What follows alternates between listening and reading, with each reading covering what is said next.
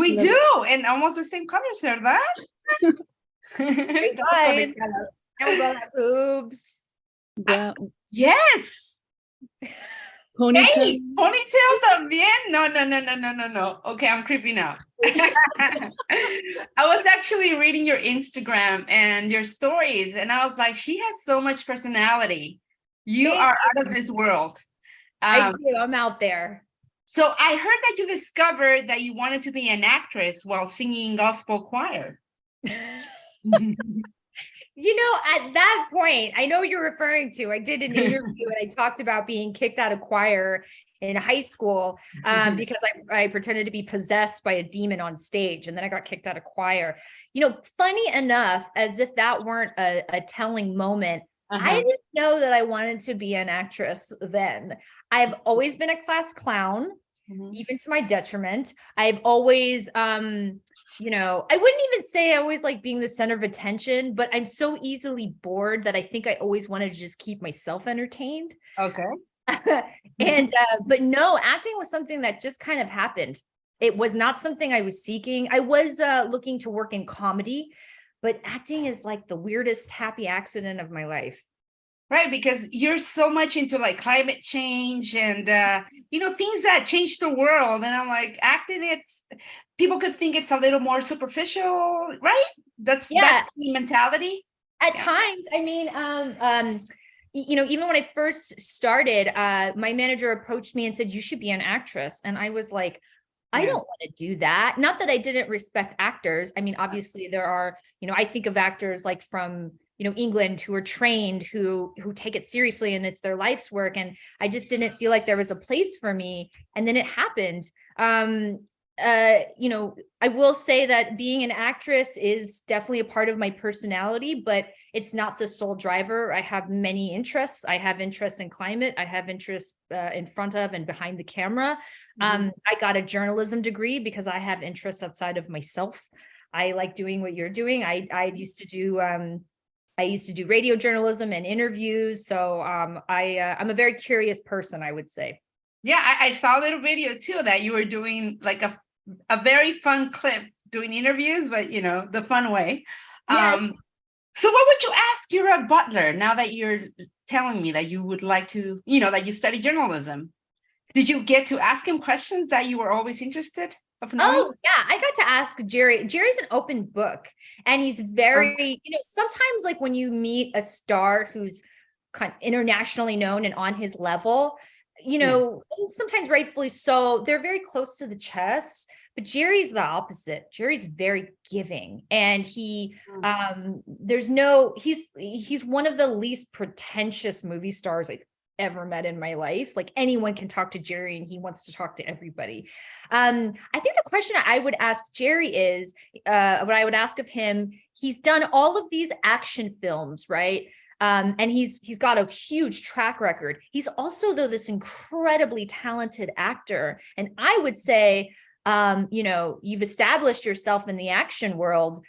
I would love Jerry to, I don't know, I would be interested to see kind of where he would want to go over the course of the next 10 years, because he is so talented. I feel like he could do, you know, major drama. I also know he's funny as hell and he could kill a comedy. Oh, he is. So you discovered that from him? Yes. While working. It's so weird. He's one of the funniest people and he doesn't do enough comedies. And I don't understand. He's so talented. He's funny. So, háblame un poquito de eso, like, ¿dónde filmaron las locaciones and y tu nacionalidad? Because I know you're Mexican, but you're mixed, but you also look a little bit Asian. That blood test, you know, the anthropology test. Have you discovered? So I did 23andMe, and so my family is I'm actually Mexican American on both sides, and I'm third generation on both sides. The one commonality is that both sides of my family fled Mexico during the revolution. That's something that's common with both sides of my family. And my one side is heavily from Oakland, and the other side moved to Santa Paula, which is a small town outside of LA. But I feel like I'm kind of in a weird in a weird zone because I'm not from Mexico. You know, remember that scene where Edward James Olmos is with Jennifer Lopez and he's like, we're not Mexican enough and we're not white enough. And then I look Asian. So I feel like identity's always just been a real toss up with me over the years, but I'm way more comfortable with myself, I think, than I used to be.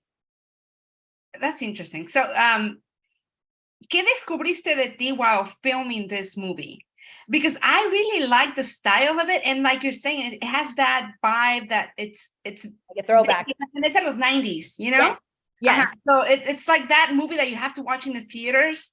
Y te entretiene, you never, como que te entretiene todo el momento y nunca esperas. You're like, wait, more? There's more coming? Yes. It's amazing. Yeah.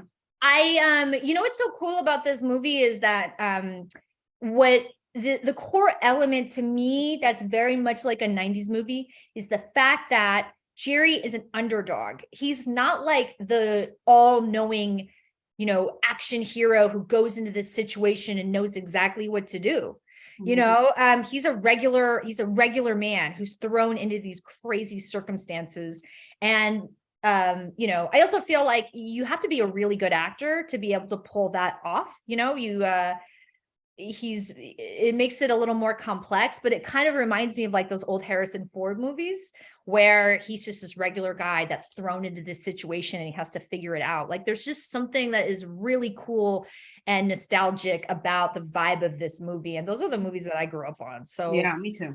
And it was obvious as soon as we started shooting that this was like, there's something, the old school vibe about it. Daniela, where do you want to go from this? ¿Cuál es tu último sueño? What's your ultimate dream? And what is that you want to change? What's your mission or whatever I don't know. Why is it here? Yeah, no. Jose, I think it's for me. Okay, in this business, you can never have a plan, right? Life, there's no plan. It's kind of like these things that just keep happening, right? Yeah. And that's definitely been the case with me. I know that I'm capable of a lot. I would love to do a big action comedy.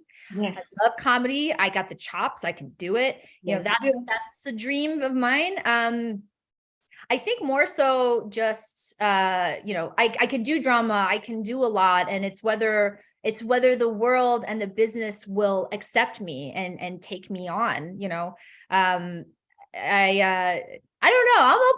I'm open for anything. And eventually I hope that just by having more diversity and people like myself, it's that same thing where, you know, 12-year-old me didn't get to have me.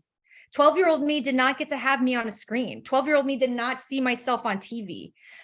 So I hope that there's a little glimmer of hope that I get to, you know, bring for somebody else. But I can do all the same things everybody else can. So I'm just waiting on them.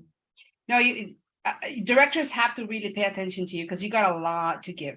Like there's a lot more that we have to know from you. So, thank you. I apprect that. You're very talented. They have purple backgrounds, same color blazers. Todo. Conectadas.